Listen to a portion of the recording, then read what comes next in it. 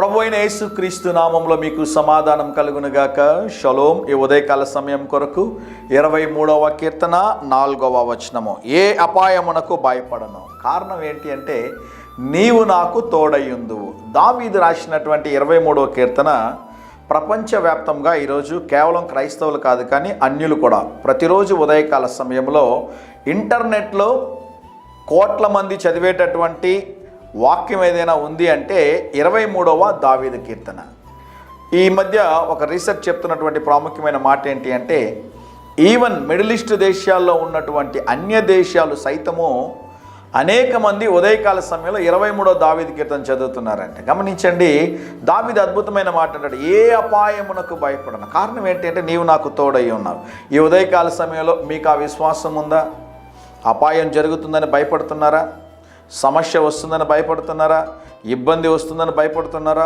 రాబో దినములు కష్టాలు కలుగుతాయేమో, సమస్యలు కలుగుతాయేమో, గొడవలు కలుగుతాయేమో, ఏదో తెలియనటువంటి భయము, ఆందోళన, కలవరం మీ హృదయంలో ఉంటే దేవుని సేవకుడిగా ఒక మాట చెప్తున్నాను, ఏ అపాయము నీ దరి చేరకుండా దేవుడు నీకు సహాయం చేస్తాడు. అందుకని దావీదు అంటాడు, ఏ అపాయమునకు భయపడను. కారణం ఏంటి అంటే నీవు నాకు తోడయ్యుందువు, నీ దుడ్డు కర్రయు నీ దండమును నన్ను ఆదరించును. మరొక అద్భుతమైన మాట అంటాడు, గాఢాంధకారపు లోయలలో నేను సంచరించినను ఏ అపాయమునకు భయపడను. కారణం నీవు నాకు తోడై ఉంటావు.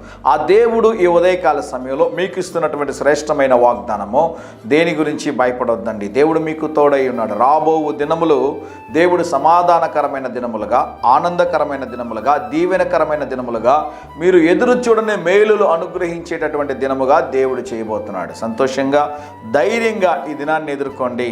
దేవుని సన్నిధి మీకు తోడుగా వచ్చునుగాక. ప్రియ పరలోకపు తండ్రి, మీరు మాకు తోడై ఉండగా దేని గురించి మాకు భయం లేదు ప్రభువా. మీరు మాకు తోడుండి నడిపించి బలమైన కార్యాలు మా జీవితంలో జరిగించబోతున్నందుకు స్తోత్రం స్తోత్రం నాయన. మా ప్రియులు తలపెట్టే కార్యములో జయమును అనుగ్రహించమని యేసు నామములో ప్రార్థిస్తున్నాము తండ్రి. Amen amen.